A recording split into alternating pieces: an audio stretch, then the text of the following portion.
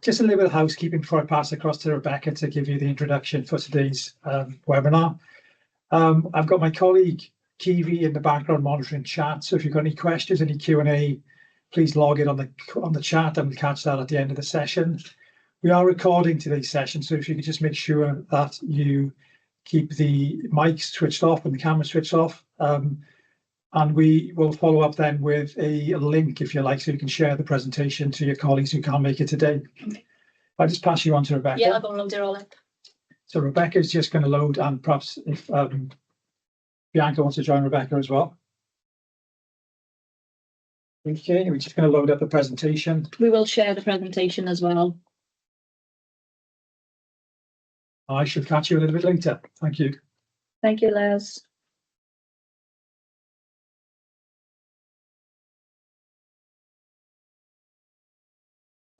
That is now up on the screen for everyone.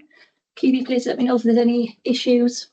So welcome everyone, good morning. Thank you for joining us this morning for our monthly live webinar. So today we are looking at seating truths unveiled and hopefully going to debunk some of the myths that might be out there around specialist seating. And of course, as Les already says, excited, we have a guest speaker with us today all the way from Australia. I will let Bianca introduce herself shortly. A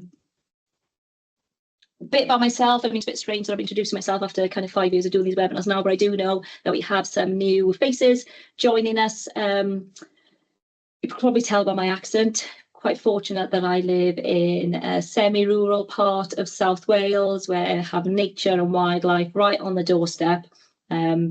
Sometimes better when the sun is shining like yesterday, not so much on a grey day like today, but apparently there's no such thing as bad weather, just bad clothing.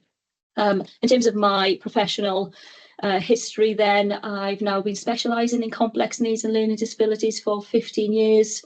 Those of you who are aware of learning disabilities as a specialty will know that postural care has been the foundation of that. I am a strong advocate for postural health, and those of you who do come to our webinars and other training events will certainly know that. Coming from my personal and professional motivation, see the image there, my lovely younger sister who has profound and multiple learning disabilities that really drives that passion for me. But there's also that passion for education as well. So I've taken my role, my responsibility, I guess, in terms of raising awareness, sharing knowledge and supporting clinicians, but also individuals as well. So that's enough about me. I'll let Bianca introduce herself now. Thanks, Rebecca.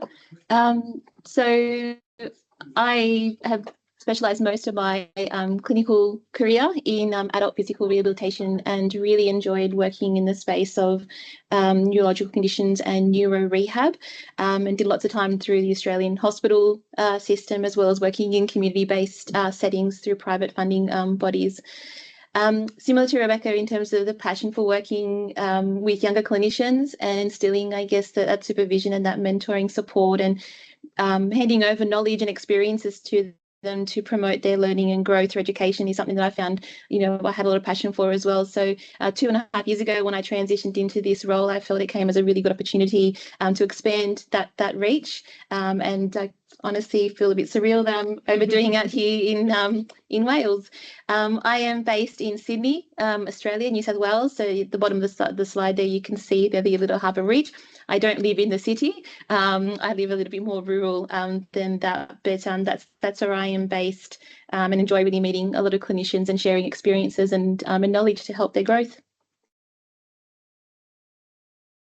So our learning objectives today, as Rebecca mentioned, it's really about demystifying some of the common myths and looking at specifically around the specialised seating. And in Australia, we also talk about the seating outside of the wheelchairs. So we'll have a look at some of those, some of the really common ones that I faced as a clinician. And it seems like here, that's a very similar experience here. So it's really good to try and debunk some of those to make sure our patients get the right outcomes that they're looking for. We'll look at the benefits of these solutions and really linking that to how they enhance the lifestyle and the quality of life for our patients, especially for those with limited mobility or complex postural needs or needing that 24-hour postural positioning care.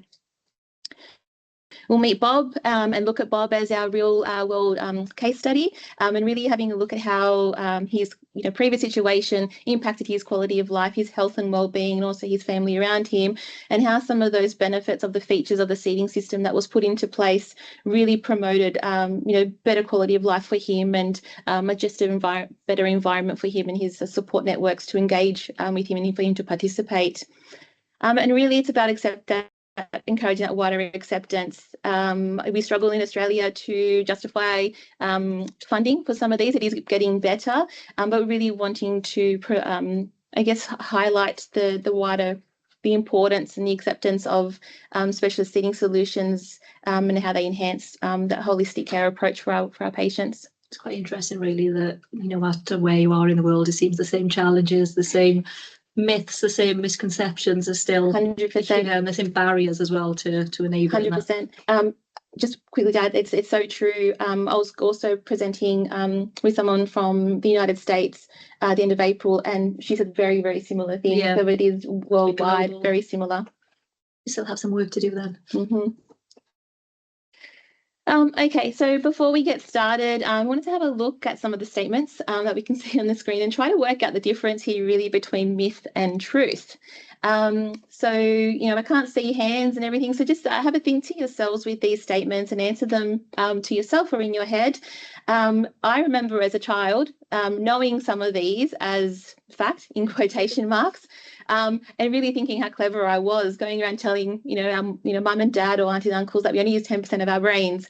So just, have a think to yourselves, with these statements here, which one is myth or which one do you perceive to believe is the truth or in fact is the truth?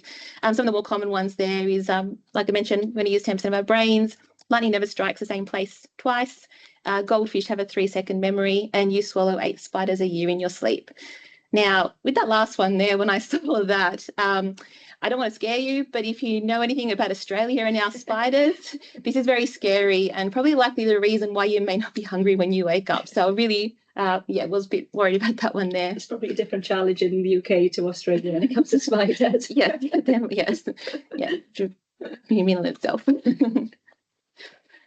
So glad to say that they're all in fact myths. There are lots of studies out there that really have a look at how our brains, the electrical signals are firing, even when we're performing those basic daily tasks, that we're using multiple regions to, in fact, do basic tasks, but also during executive functioning there. The Empire State Building gets hit many, many times a year, but debunking that myth that it only strikes in the same place, doesn't strike twice in the same spot. I'm not sure how they tested the next one, but apparently goldfish can actually remember things for months at a time, and that they're smarter than what we give them credit for. And thankfully, it is just an urban legend that we eat spiders during the nighttime while they wander into our mouths. It's not something that, again, definitely debunk that one, and that's an urban legend there. Thankfully. Yes, thankfully. Okay. So let's move on then. Before we get started, because as I said, there are some new faces and new contacts who might be new to our educational programme and, what we're offering here at Careflex. And of course, we've got Bianca joining us as well, and she's from Max Mobility, who provide our seating out in Australia. Now at Careflex, we have over 30 years of proven experience in designing and manufacturing specialist seating right here in the UK in lovely Devon, and it's all about supporting individuals but also professionals as well throughout that journey. We have a passionate and dedicated team who are focused on delivering these high quality products that truly do transform the lives of people with these unique specialist needs. Education and training, as some of you will already know, is a core part of our offering, and I guess our main objective is to empower health and social care professionals to understand the importance of that holistic approach to postural care and how specialist seating plays a role. We understand that everyone is different, and that's why we have done over 18,000 tailored solutions to ensure that the seating provision is effective for the individual. And that might not be something that you're aware of in terms of what we're able to offer at CareFlex. And then, of course, reliability and longevity is vital to us. With most of our chair frames and metal, we're coming with a lifetime warranty, and then also a 1-year warranty on upholstery, casters, levers and electrics and so on. So in terms of our webinar today, just a really brief introduction to set the scene. When we talk about specialist seating, what we're referring to are seating systems that are designed to meet an individual's unique postural support and pressure care needs. So far beyond what standard household or transit chairs like wheelchairs can offer. Yet, despite clear clinical benefits, misconceptions around these chairs persist. These myths often result in underprescription or a lack of confidence or consideration during that care planning, and really understanding, I guess, that all-encompassing approach to postural care has. So it's important that we challenge these assumptions. Specialist seating isn't an optional extra, it's a fundamental part of high quality, person-centred care. There are leading experts who advocate for this 24-hour postural care approach, which of course then considers sitting, which is what we're focusing on today, but also lying and standing positions. So all those postures that we adopt throughout the day and night, depending on the task at hand. And that approach is what's essential to prevent the development of fixed postural deformities and those associated health risks, but also to make sure that we preserve as well. And unmanaged posture, so these destructive positionings can lead to serious complications, so things like respiratory compromise, pressure ulcers, and even reduced life expectancy. Those of you who maybe come from learning disabilities will likely know, results of these inquiries that happen. That over 50% of individuals with a learning disability die prematurely from respiratory-related conditions. So this is how significant and how critical it is that we think about postural health, because we know there is a link between posture and their physiological health. When we talk about specialist seating, we like to cover these key principles. Gold standard, we're of course aiming to tick off every single element of these principles, but within clinical practice we do need to prioritise them, because this will help us with our clinical reasoning and justification, and this will depend on the individual. But of course we've got comfort, and this tends to always be a top priority for us, just because it's what really aligns with compliance. So research shows that if the individual isn't comfortable, they're simply not going to use that piece of equipment. We're definitely not going to achieve our clinical benefits. So comfort is our top priority to enable us to have compliance with a piece of equipment. We of course have postural care and making sure that we're supporting all those body segments across that 24 hours and how the chair fits into that, because remember we need to differentiate seating objectives as well to make sure we're having a regular change of position. Pressure care, that's inextricably linked with postural care, because the way we hold ourselves dictates the pressure going through a specific body site. It seems pretty self-explanatory, but there's still this need that we need to raise awareness of how that interlink works. We of course want to enhance function, and it's great that we've got an OT with us this morning, who can we'll cover that as we go through the presentation. But when we talk about postural care and the definition that's widely accepted, it comes in two parts. We of course have the protection of body shape, but actually enhancing functional movement as well. So it's not just about the individual, but actually how they interact with the outside world and how they interact with the environment. But as a physio, function is important as well, because it means that we take in joints through range of movement. We are getting blood flow to the areas, hopefully maintaining soft tissue length, but also protecting from injury as well. And if somebody is active, it means that they tend to have more engagement within a particular intervention as well. So outcomes tend to be better if they feel like there's some active engagement involved. We have health and safety, so this isn't just about physiological health that we've kind of touched upon, and we will touch upon as we go through the webinar, but also safety within the chair itself. So thinking about individuals who are at risk of falls or tipping chairs, particularly those with maybe quite erratic or violent movements, but even just simple fatigue and postural instability that can increase that risk of sliding down the chair. And then, of course, everything we do when we take it back to that person-centred care approach is having that individual at the heart and ensuring that we think about their well-being. So not only their physical health, but actually their psychosocial health as well, and them feeling like they are part of a meaningful daily life.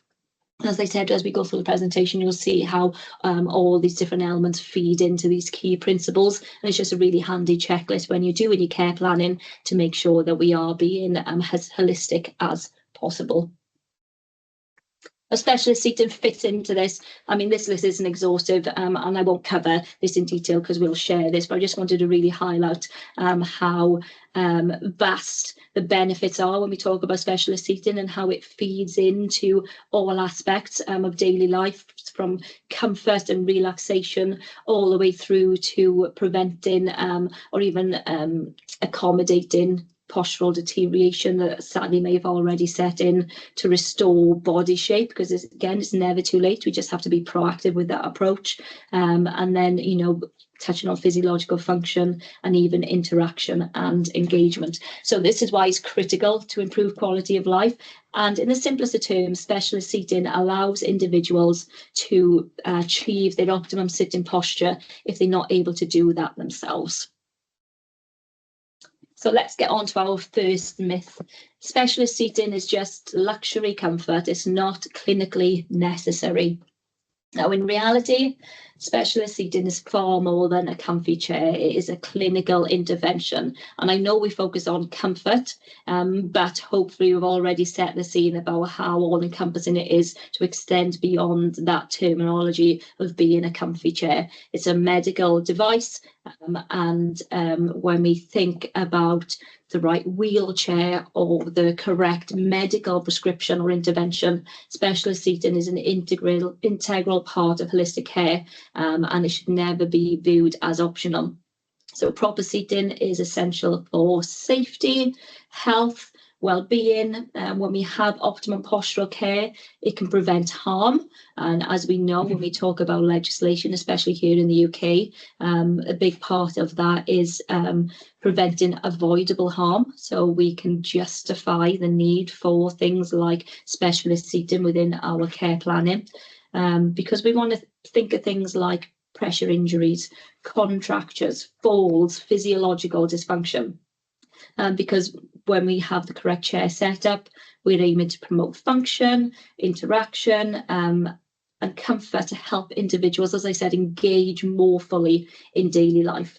Now, chairs, when we talk about specialist seating systems, are purposefully designed with therapeutic features. So things like tilt in space, adjustable back angle recline, pressure redistributing cushions, and postural support components, all essential for meeting unique seating and positioning needs. If any of these terms are new to you, if you're new to specialist seating, then we have a whole host of webinars where we've covered the more practical elements of seating, looking at those specific functions. We have a lot of resources as well to help with being able to prescribe things like tilt and space safely. So again, if I mention anything new, then please pop it in a chat, and Kiwi and I can help direct you to a resource that can help expand that learning for you. So let us now all meet Bob, who is going to go on this journey with us this morning, and hopefully Bob can help me and Bianca show you in real life terms how getting the seating prescription right can truly change lives. Now, Bob is an 80-year-old gentleman living with early stage dementia. He resides at home with his wife, Margaret, and is supported with a package of care. Before a specialist seating assessment, Bob was frequently found slumped in his standard armchair or even asking to return to bed. It was often assumed that this was acceptable And we actually done some webinars recently about this, about these assumptions, and assuming that everything is okay just because he's sitting, where actually we need to think about individuals sitting well rather than just sitting. And even if somebody has complex presentations or specific challenges, we can still achieve optimum sitting postures. So in truth, Bob was neither safe nor comfortable. He regularly slid forward when he was attempting to stand, and had even fallen on occasion, putting him at risk of a significant fall injury. Now, following the introduction of a properly fitted Alpha Care chair, we do have that with us. So again, if you needed to understand the seating solutions more practically, if you have time, then we can cover that, or I'm sure Kiwi will highlight the webpage for the Alpha Care chair. But there was an immediate and noticeable improvement in both his posture and overall presentation. So Bob is now securely supported at the pelvis and trunk, which helps to maintain this upright position and reduces the risk of sliding or falls. So when we have that proximal stability, it can help with distal control, so we can stay safe and secure within the chair. And I mean, it's pretty clear in Bob's case that it isn't just about comfort here. This is about protecting his safety and promoting his well-being. And within days, his wife and carers reported that Bob appeared calmer, more settled, and noticeably more engaged as well within daily life. So benefits that simply weren't possible with his previous equipment setup.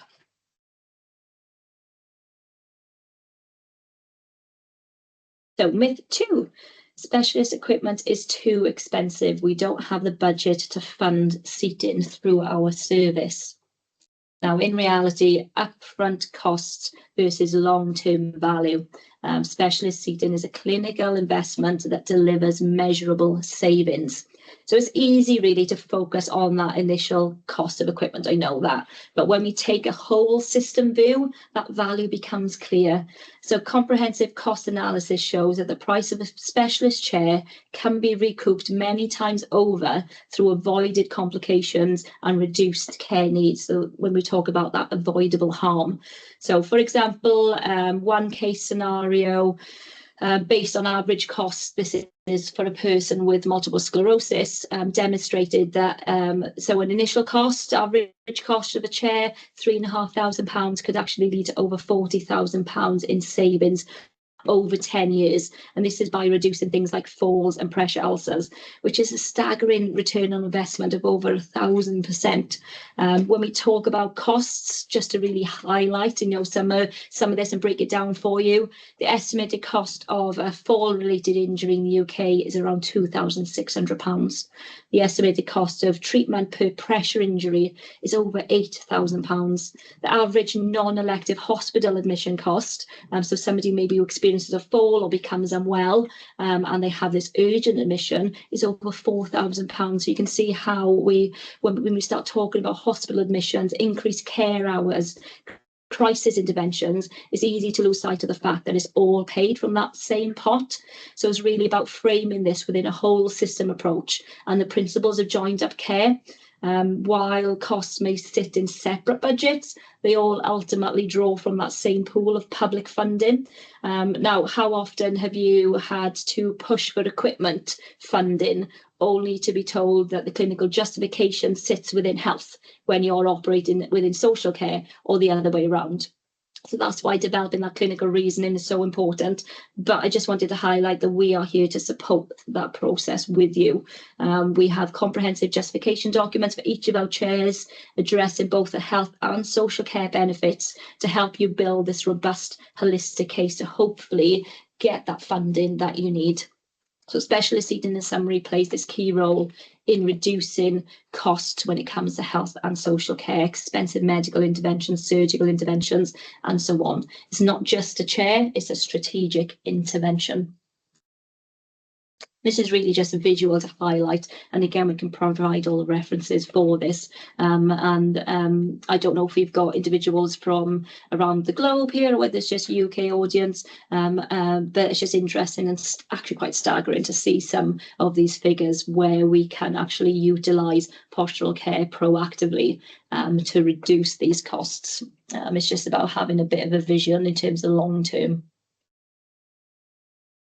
Now, let's talk about the cost when we think about Bob.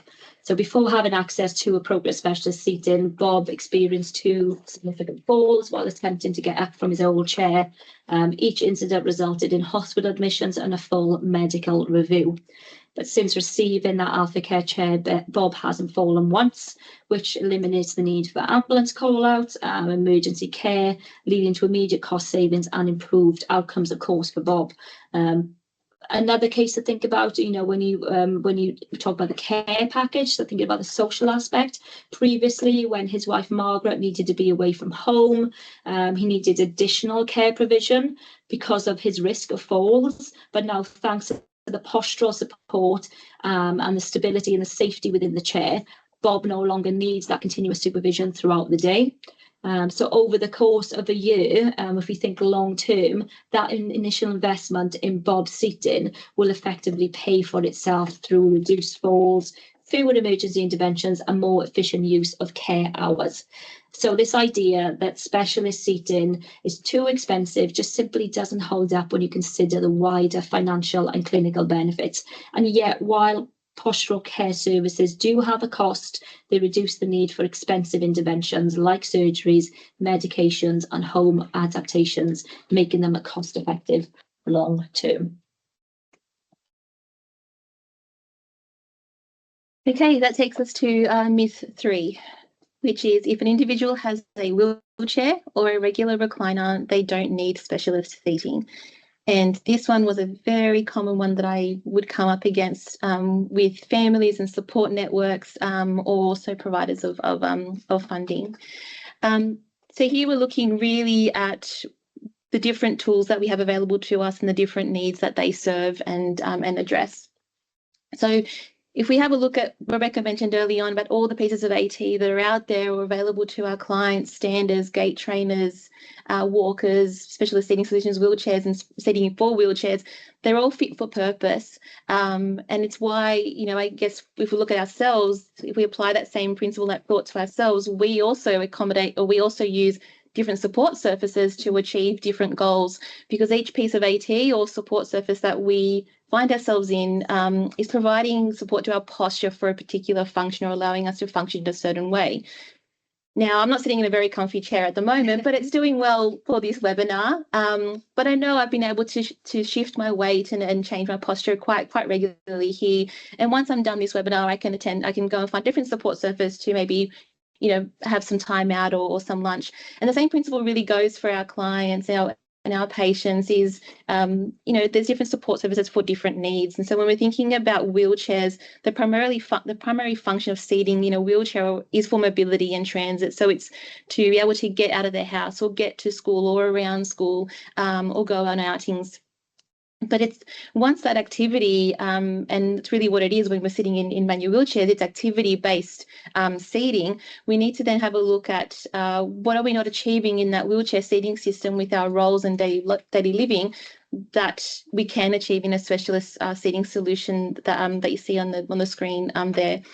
So something that really stands out in Australia, where we have a look at justification for an education about alternative seating solutions, especially seating solutions out of the wheelchair, is about what are we not achieving in the manual wheelchair. And one story that I have is a particular, 19-year-old girl with level 5 CP who has 2 younger sisters, and for a long time used to come home from her school on the bus and sit in her wheelchair for the whole afternoon and have dinner in her wheelchair. It did provide some tilting space, but it really didn't fit in with the home environment and the social aspects of engaging with the family in the living room, or even attending, you know, activities or engagement with her sisters in their bedrooms. So it really didn't fit the activity that she was that we're wanting to achieve or facilitate for her, or the family situation there didn't foster that wider socialization and participation.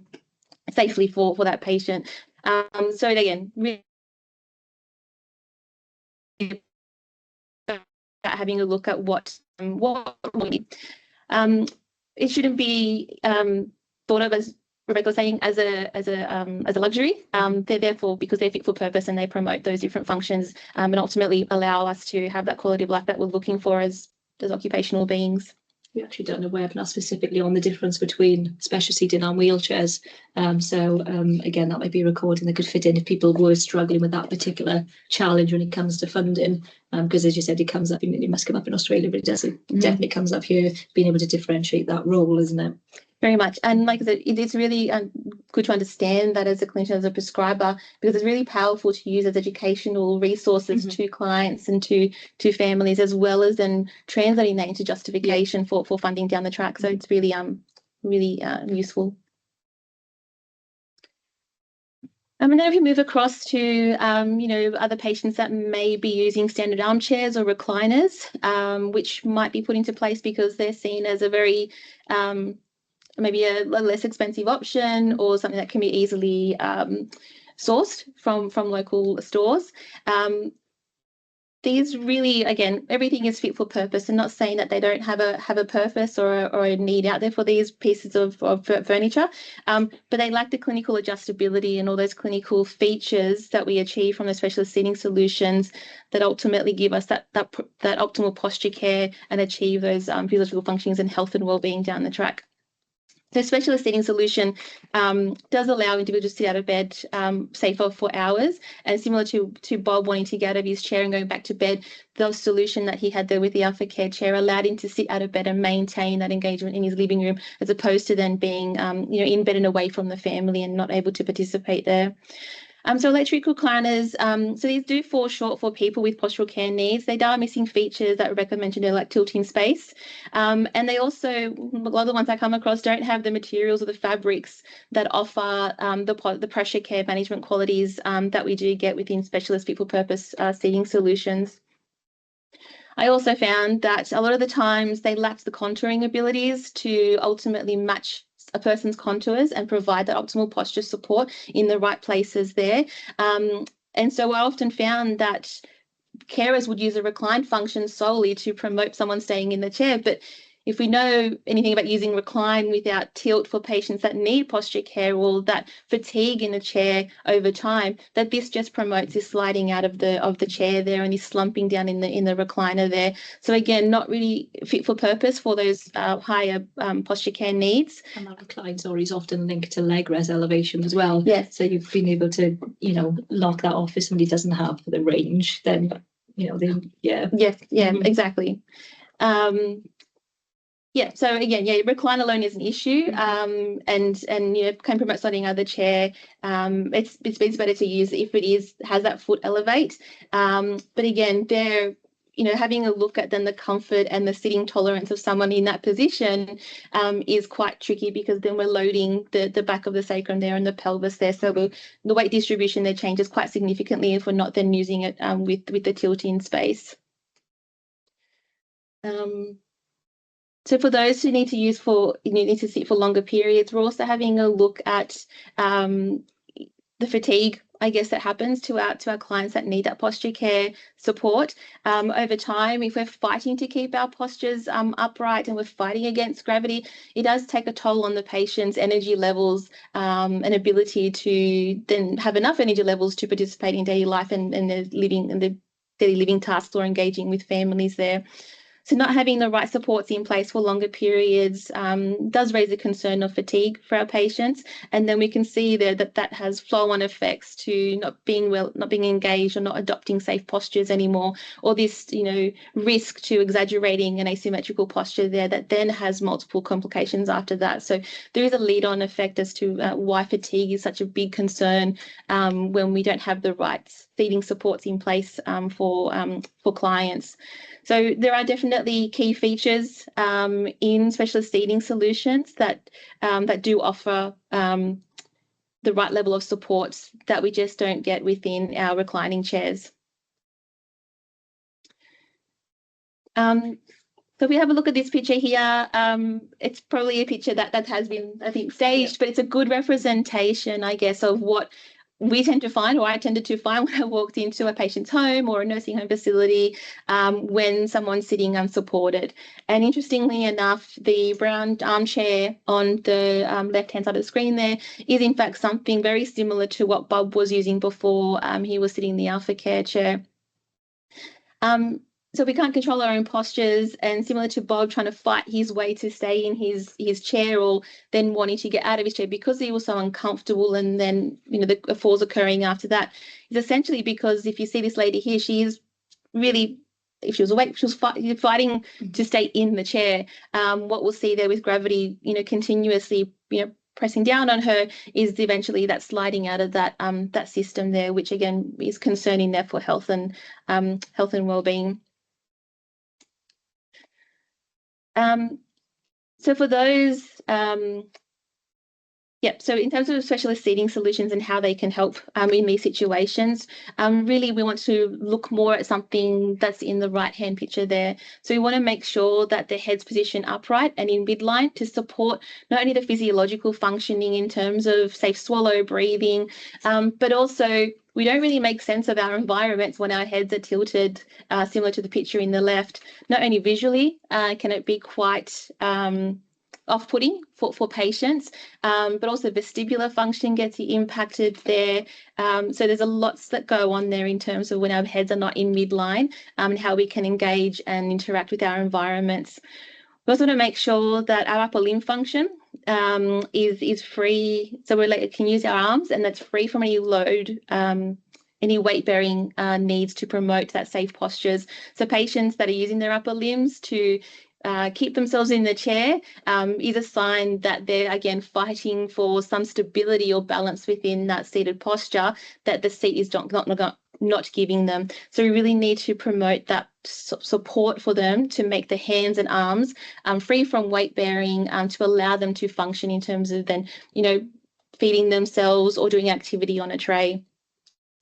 Talking about spinal alignment, so again, we're really thinking about those body segments and aligning them one on top of each other and stacking them so that we get really nice, so we do achieve alignment, and with those supports that different level of supports in terms of how much we put in place there to support that alignment, and how those features are used properly to support the spine and the back. Rebecca mentioned that with pelvic stability, so with proximal stability, we get distal mobility, and it really is the foundation for any seated seated posture. So without the pelvis being well supported, we then can't expect for our patients to have the control of their upper limbs or their head to be able to then engage and participate in their roles, or even engage with people in their environment in their room.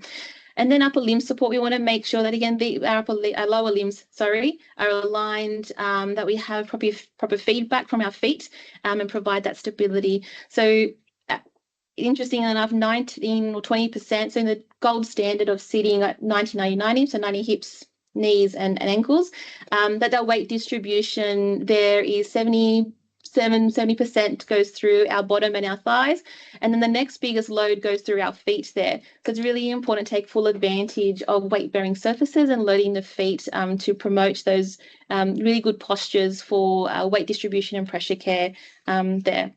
How often do we see foot plates being moved or used? All the time. Yeah. Yes.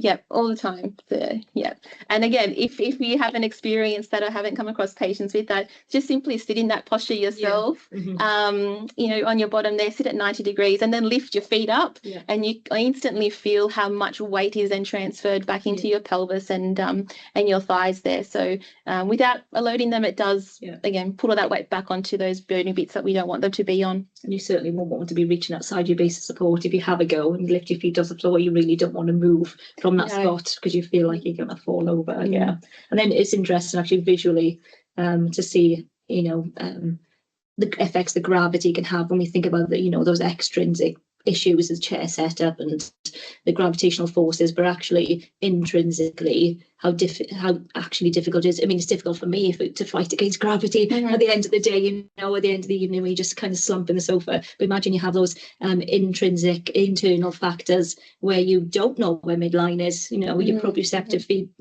feedback that this lady might not even know that she's slumped in that position. Cognitively, she might not be aware that she's been there for the last 4 hours in that position. And sometimes you just have to think outside of the box, don't we? Yeah, exactly. So we have a look at Bob here. So Bob, in fact, does have a wheelchair for getting around, but he did, in fact, dislike very much sitting in it for long periods at a time. So the wheelchair he was using is an azalea. So supported his goals and his wants to be able to mobilize those short distances with manual mobility, and great for getting out of the house and into the garden. But really, he wanted to get out of it and would try to transfer himself to his old couch. Because over time, the comfort level and the sitting tolerance wasn't there in that solution there for him. So it was great for short trips, but didn't give him the postural stability to really relax and prevent fatigue and maintain those safe sitting postures that we're wanting to achieve. So with the Alpha Care chair placed in his living room, so the real transformation there and the application there of the chair promoted that comfortable sitting for extended periods. And then if we have a look at those flow-on effects, he was no longer felt the need to return back to his bed, where he would be isolated from Margaret and the rest of the family when they visited. And he was out of that old unsafe armchair during the day, where again he was trying to transfer out of it because of the discomfort and the need to fight for some stability and balance that he just wasn't getting. So essentially, he's been given a seat or a seating solution that maintains his posture and his skin integrity throughout the day, something that he wasn't able to achieve through his wheelchair or a regular recliner or his old armchair, similar to the one that we saw early on. And it meant that he just spends more time out of bed and engaged with his family. And Rebecca already spoke about some of those real benefits about Margaret also not feeling the need to constantly provide supervision or be constantly worried or concerned, and not have the ability to then leave Bob so she can attend to her own roles and activities at home there. So that solution really promoted not just better quality of life for Bob, but also his family there and Margaret. So the chair is not just about comfort, but it is about that foundation for safety, dignity, and quality of life. It's for providing the right support surface to achieve those goals for a safe posture, but ultimately that function and that quality of life long term. Myth number 4, if we put someone in a supportive chair, they'll just become dependent and lazy. So on the contrary, if you've practiced in specialist seating at all, or wanting to branch into that area, it is actually the opposite. It enhances independence and participation. So if someone's not, constantly concentrating on not falling out of a chair, or not fatigued where they're falling asleep, or the risk to their safety isn't there, then we can concentrate more and be more alert on engaging with our environment and making sense of our environment there. So it does underpin the ability to function. When we stabilize the pelvis, like I mentioned earlier, those seating principles that we talked about, the arms are free to interact with the environment and attend to activities and tasks, like again, working at an activity or a tray, feeding, reading, or working at laptops, or even using communication devices. So all of those tasks are really enhanced or facilitated by promoting those safe postures there. Important to note that specialist chairs, like Rebecca mentioned, they're not a luxury. It's not something that should be seen as an add-on or something that's nice to have. They're specifically, again, built for function to reduce that fatigue and even pain, to promote sitting tolerance and comfort by providing the support in the right places and enabling individuals to engage in activities more and not less there, because we're able to maintain energy and alertness. So postural support does lead to calmer behaviours and better cognitive engagement. For instance, reducing agitation and restlessness because the person isn't constantly uncomfortable or wanting to transfer out of that seating solution. Families and caregivers do report that when the individual is finally well seated and safe in their seating solution, they are in fact more alert, happier and content, and willing to participate in therapy, leisure, or social interactions. It's far from promoting inactivity or perceived laziness. It does conserve the energy and the safe and promote safe positioning for the remaining, day, so they can focus that energy on different tasks throughout the rest of the day. Sorry, and then there's a nice little UK fact in there that there is some guidelines and guidelines on improved daily living and participation as a key outcome of postural care support. Not sure whether there are any resources we could share on that one. There's a bit else that maybe, I mean, when we talk about evidence-based practice, don't get me wrong, it is limited when we talk about specifically specialist teaching, just because of the nature of the type of individual who would use it. There are obviously going to be consent and ethical concerns with getting that, passed in terms of clinical research. But there are some interesting studies. There's some studies, especially on things like seating support surfaces, that we can generalise to the type of individuals who would need specialist seating. But then there are some, there's actually a government page that's specifically dedicated to postural care for individuals with learning disabilities. We have nice guidelines as well that mention seating support surfaces. So yeah, there are some really powerful resources that we can reference, especially within our clinical justifications. So it's not just clinical judgment, but it's actually, expert opinion and evidence-based practice to do that. And yeah, there's a reference list at the end that we'll share. But if anyone works with anyone with a specific diagnosis or a situation, then yeah, we have pages that we can try and access. So just let us know. And I guess the other important thing to note there is during trials or extended trials, just having any information or photos from families. Because I know in Australia, using a photo for justification does speak 1,000 words, and it's very clear to see within that photo someone who is sitting in an unsupported posture, and just inferring, from facial expressions and the way that the body is sitting, what they could be experiencing, and talking to them about that. And then that image of, when they're properly supported in that seating system, or noting down what activities have they been able to now achieve in that new seating solution that they haven't been able to achieve in the old one. So also found that, also a good source of, evidence. And I think it highlights as well that there is a person at the core, rather than it just being a clinical case. That actually, when we're asking for this funding, there's a person at the centre of this. But yeah, definitely images. And images can help as well with, if you are doing joint assessments, hopefully with a seating assessor, then having that image beforehand as well to understand what some of those postural challenges can be as part of that assessment technique, really, as an outcome measure. Can certainly be quite strong. Yeah, definitely. So now we're getting a bit excited here, because I know we're running close to time, but both Rebecca and I think are very passionate about this stuff. But we'll just briefly again see how Bob fits into into this concept of not being able to be so alert, because Bob's family were in fact also concerned that if he was too comfortable, that he may not want to use the mobility that he had left, because he was still mobilising short different distances on good days. So there was a concern there that he may never want to get up because he was just too comfortable. But in reality, understanding the reasons as to why it was so important to put in a specialist seating solution compared to what Bob was using beforehand, the family also then found that again he was actually better alert with the family, and was able to better engage with the family. So after the aftercare chair was provided, his energy levels increased significantly and his alertness improved significantly. So even his daughter was saying that on a visit that he was more interactive and talkative instead of dozing off, which he would experience in his old sitting solution and prior to the chair being provided to him. So the chair, in fact, isn't making him lazy. It's quite the opposite. It's giving him the comfort and stability to do more because we're, making sure that support's in place. So Bob's not fighting for his life and using all his energy to stay in that chair or preventing him from falls and hospital admissions there. So it's definitely doing a lot more in terms of promoting his quality of life and alertness and being finding meaning in those engagements throughout the day.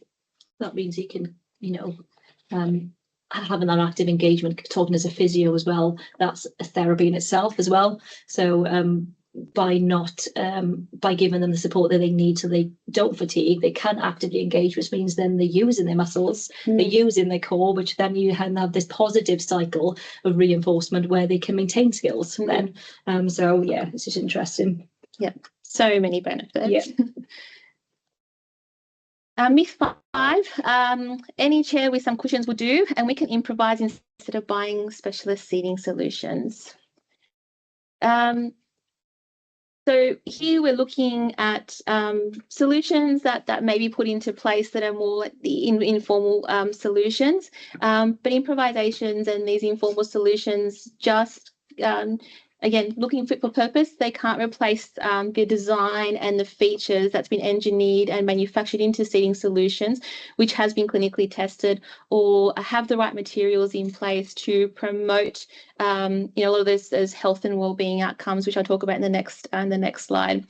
So while, creative cushion arrangements might seem to help, they rarely provide adequate, consistent support and can sometimes cause new problems. So I would often find, and I remember one of my last M&D patients, was in a care home and was in a recliner chair, and the amount of cushions and blankets and sheets then placed over this chair just to provide her the right support caused issues in terms of pressure care, but also heat regulation. So it got really hot for her and she became really uncomfortable because of the heat, but also the consistency. So multiple cushions and multiple carers, they're going to place them in different. Can't replicate that. You can't replicate it. So there's no consistency of providing an ideal solution for these patients. So it can promote, all those new concerns and new problems there. The other thing I found is we would often get patients in reclining chairs that would complain of lower back support, and off goes the carer putting a cushion down the back of their lower back.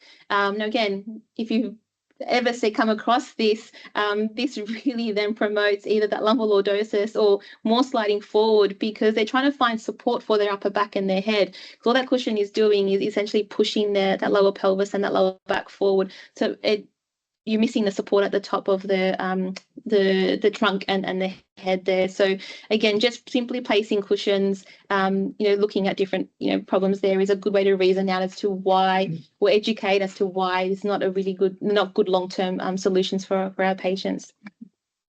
So again, really looking at chairs being purpose-built and features there. So appropriate seating solutions have features like adjustable seat depth and width for postural stability. So this can make sure that we're tailoring solutions that meet the unique needs of our users, because we're not all the same size, and we need to have the right seat width and depth to make sure that we're providing that stability and that weight distribution for pressure management there.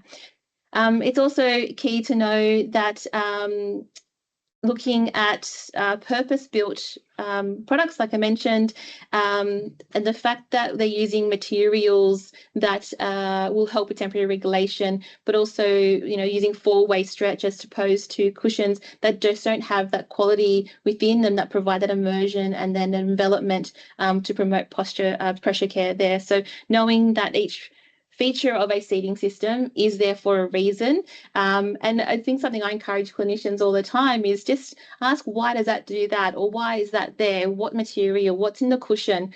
Take covers off and then have a look at them yourselves there, because each feature in really good trusted seating solutions will have all of that taken into account when they're building features. So do-it-yourself systems and those improvised solutions, they may be okay for some short-term fixes, but in the long term we can see that there are lots of downfalls there, especially with patients that need the ongoing postural care throughout that 24-hour positioning.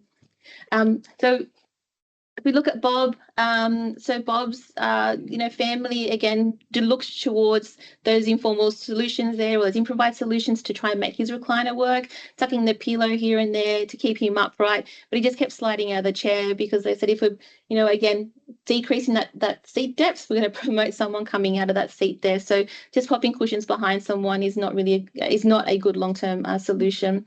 The nurse that was visiting Bob also noticed redness on his bottom. The regular armchair and the cushion on that wasn't pressure distributing, so again, it lacked the qualities to allow Bob's posture to immerse and envelop within that system there.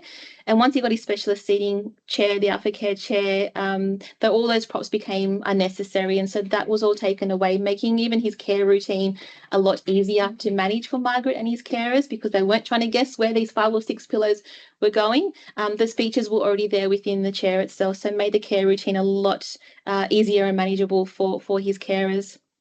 So it is very much black and white that any old chair plus cushions is fine, because it does cost patients in the long term. And some of those things that Rebecca spoke about earlier about the cost effectiveness of well-built seating solution as opposed to all those complications really does outweigh, any of that concern that it is a costly approach.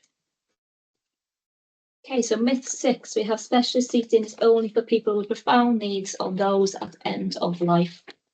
Now, in reality, specialist seating is beneficial across diverse health and care needs. And while it's true that people with profound disabilities do greatly need specialist seating, they are not the only ones. Now, effective postural care starts with a proactive approach. So this means that we must recognise both the intrinsic factors and the extrinsic factors early to identify risks, so that we can be proactive with our interventions before complex or challenging needs even develop. Now, the goal is often to prevent problems early rather than waiting until deformities or complications are severe. So if someone is struggling to maintain optimum seated posture or comfort in regular seating for extended periods, then they are usually a candidate for specialist seating, even if they can mobilise short distances or do not present with obvious impairments to their body structure. Now, early intervention can correct or slow postural decline. For instance, if we address a slight posterior pelvic tilt now with proper seating, we can hopefully limit more pronounced spinal curvatures later. Additionally, specialist chairs are used in many settings beyond end-of-life care. So thinking about acute hospitals, early rehab, post-surgery, ICU step-downs, stroke rehab units, day centres, and even private homes. So it's all about promoting independence and activity at all stages, not just when somebody is confined to bed. And it's also a myth that only older people need them. So younger adults, even children with neurological impairments, and when we think about brain injury, cerebral palsy, or even progressive diseases, will be using specialist seating as part of that holistic approach to maintain their lifestyle, but also their health and well-being. Now, there is evidence in case studies that shows improved outcomes, as I mentioned earlier, for varied ages and diagnoses when seating is optimised. So just reach out to us if you're struggling to find out, and we'll try and help. Specialist seating should be considered, so ultimately specialist seating should be considered if an individual has any mobility, cognitive, communicative, neurological or postural impairments that impact on their ability to independently sit safely and comfortably, not just for those obvious worst case scenarios. So remember, if we can be proactive, we can hopefully stop those from even happening. So Bob then might not be the first person that you think of for specialist seating, only in the early stages of dementia, doesn't maybe look like he needs a specialist chair, but that's precisely why it made such a difference. So we identified needs early before a serious incident or crisis occurred. Because after several near misses with those falls, the family thankfully made the decision to reach out and invest in a supportive chair, which means that Bob is safer, more comfortable and able to remain at home rather than facing a premature move to residential care. So by addressing his postural needs proactively, We've improved his quality of life throughout his dementia journey, and hopefully being more engaged, more active, and better supported to maintain independence will hopefully make to help with those outcomes in terms of delay and further decline as well for as long as possible. So remember, specialist seating isn't about accommodating disability, it's about protecting ability and supporting people to live well for longer. And then finally, I think we've got to our last myth. Yep, implementing seating, specialist seating is too complicated and therapists just don't have time or skills for it.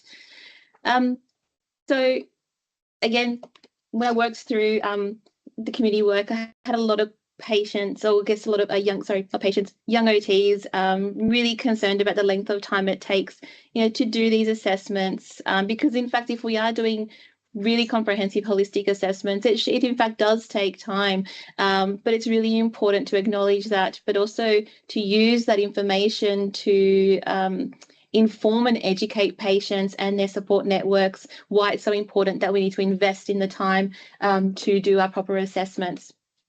And if we do that, we know that as we get better at our clinical skills and more knowledge there, we can get more proficient within that. And it's really about not being placing this practice on one person. So it shouldn't just be down to the clinician or the prescriber of the seating solution. It's really about that collaboration and the accessing of resources to make it feasible and make it achievable for clinicians to upskill, to have the knowledge to do this, but then use the networks around them to ensure that our patients are getting, that holistic care, and we're not missing a critical component of their 24-hour positioning. So while it is a skilled task, we speak about doing our initial assessment, but also, really getting hands-on mapping the pelvis and even becoming really comfortable and skilled at mat assessments. It's really important that we do those, and we look to manufacturers and distributors of supports to make sure we're using that collaborative approach and getting that feedback from patients. We do the team approach, like I mentioned there, and many seating companies provide that. I know CareFlex provides that service as well. I'm not going to spend too much time on this. I think I already mentioned that it is, assessments do take time.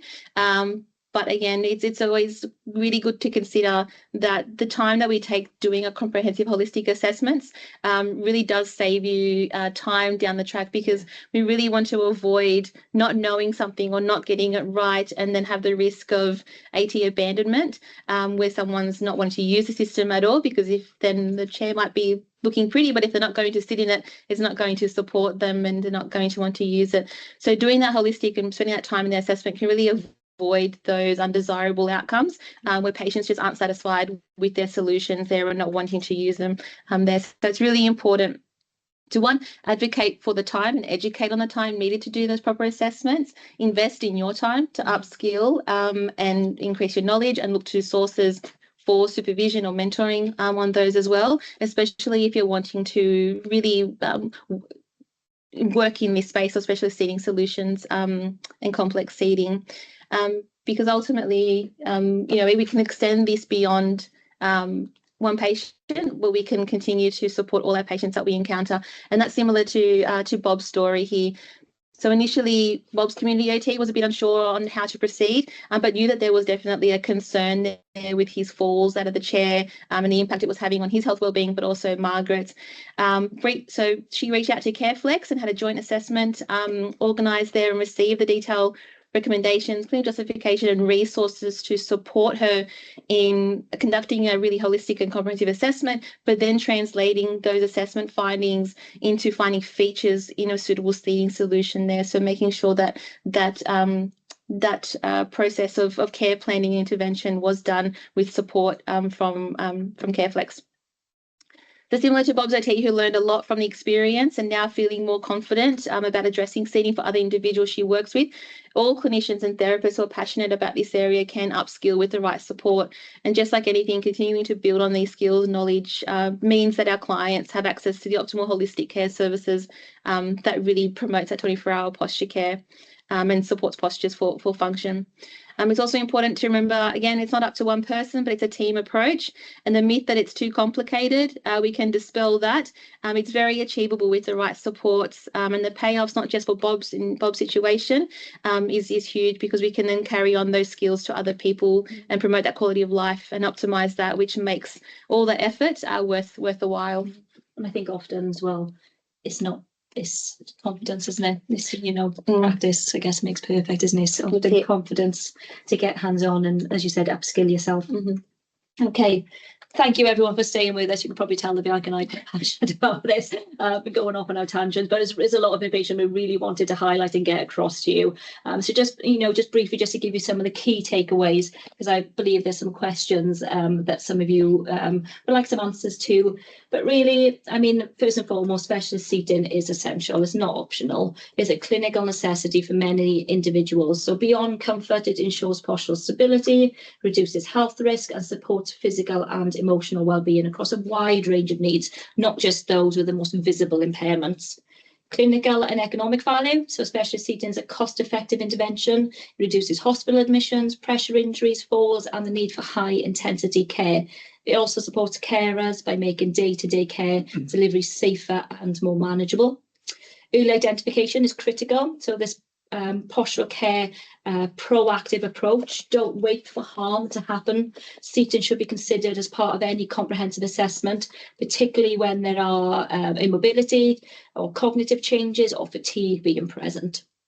It's a whole person 24-hour approach. I know we focused on seating, but it is one part of that 24-hour postural care strategy. And it's about integrating seating with the lying and standing postures to support and maximise outcomes, really, to help prevent long-term complications. And then finally, bring it back to the individual in terms of quality of life and participation. Appropriate seating supports. Hopefully, we've highlighted that they can support engagement in daily activities, communication, and social interaction, not only to enhance dignity and independence, which we know are key markers of high quality person-centered care, but of course for improved quality of life. And as I said, we'll share this presentation with you and give you the reference list and everything, and give you some ideas of how CareFlex can help. If I get us back up on screen so you can see us.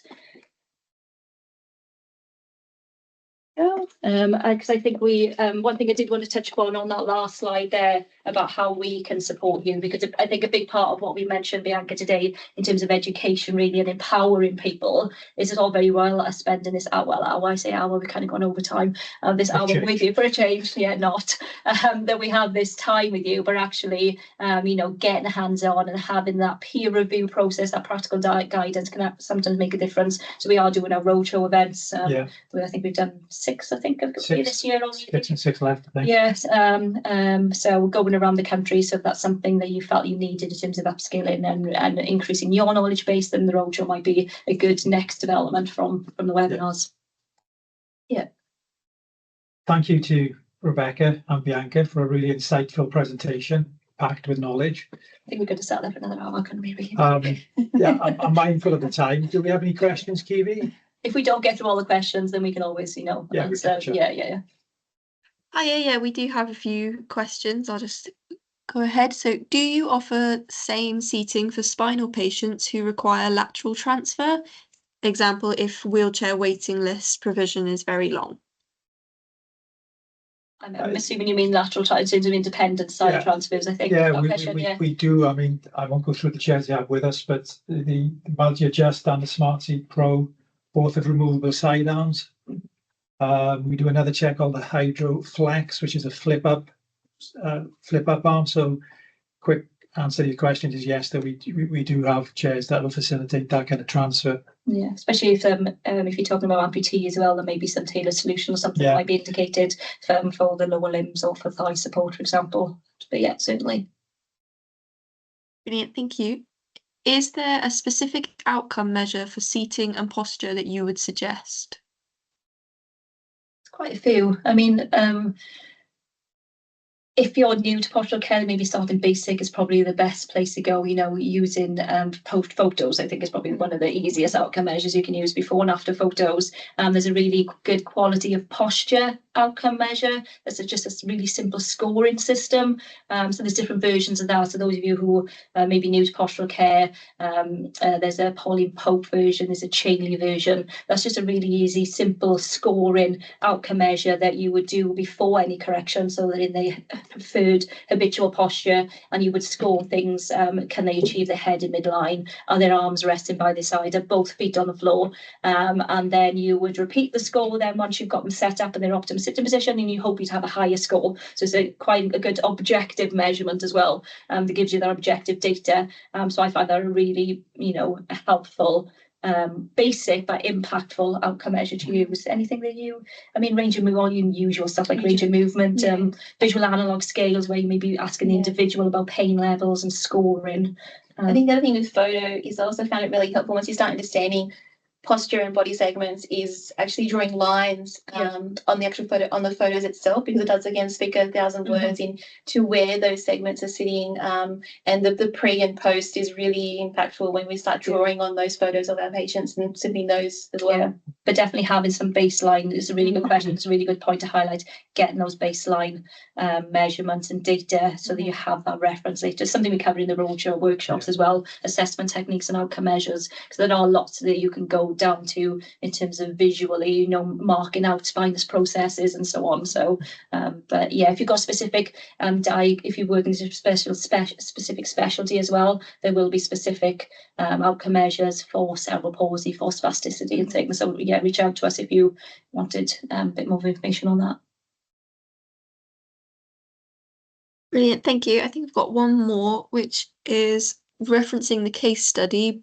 Bob looks like he's spending a lot of time in reclining, almost lying position. Is this positioning supposed to be encouraged? Is there images? Is there of him? There were, it's. In the alpha, because of the position in the alpha care, it's I guess it depends on the individual. The alpha care has got a link, so it's a bit different to tilt in space and back angle recline. It's actually a linked seat recline, so it has the hip angle opens and you recline the seat angle dips as well. So the whole point of alpha care chair, because Les touched on the different range of chairs. We can usually put chairs into brackets of mild, moderate, complex postural needs. Something like the alpha care is more specialised support. It doesn't really fall within in mild or moderate or complex. It's a specialised support where we are utilising gravity, because that tends to be a more impactful way and a less restrictive way of offering postural stability for somebody like Bob, but also those with involuntary movements, those who lack proprioceptive feedback. In terms of the alpha care, you can choose a different starting position. Yeah, there's 3 options, and I think Bob looked at the way using it mid-range. If he's more functional, we could start that movement off at a more of an upright position and not recline quite so far back. The back and seat are linked, so it's a little bit of a deceptive photo as well. But it's just a point in time, isn't it? The whole point of specialist seating is it's going to be strange for a physio to say this, but there's no such thing as one perfect posture. I would rather somebody have an okay posture that changes regularly throughout the day, but they maintain that consistency rather than setting it up to this one perfect posture and they stay in that for the next 10 hours, because we're not achieving the objectives of postural pressure care. In that case, it's about a regular change of position. So that's a static image. You would take somebody through the recline throughout the day at different points to achieve those different objectives. So it's a good point to highlight. Brilliant, thank you. I have one last one, and I think that's all the questions. When you were talking about improved engagement in specialist seating as opposed to previous seating to use as a justification for funding, does that mean that there is the facility for extended trials with a PT to allow for this anecdotal evidence to be gathered? Something we do as long as we have prior knowledge of the requirement. We could set something up. We recognise that the assessment is quite a snapshot for a lot of people, and if there are definite needs that need to be identified and over a longer period of time, we can loan a chair for trial. We just need some planning, because obviously this, in terms of demo chairs, that's their assessment tool, isn't it? So it would be out of action then for somebody else for a period of time. So if as long as there's planning involved where you're actually concerned about the justification, and you can plan then to put outcome measures in place, you know, sleep charts, behaviour charts, engagement charts, feedback forms, whatever you're able to do to get that evidence. So then in your clinical justification, you can say that we've actually trialled chair for a week, and these are the measurable differences we've seen in engagement and the ability to sit out, or the reduced time that frequency of asking to go back to bed, for example, or the time spent in bed. So yes, it's definitely something we've done. Brilliant, thank you. I've just got one quick one as well. Can you repeat the name of the outcome measure? The quality of posture one, I think, was it that one I mentioned? Quality of posture. If you search, you know, either Chaley quality of posture or Pauline Pope quality of posture outcome measure. Brilliant. If you're having trouble, just email us and I can send the reference for it. Wonderful. That's all the questions I've got. Thank you.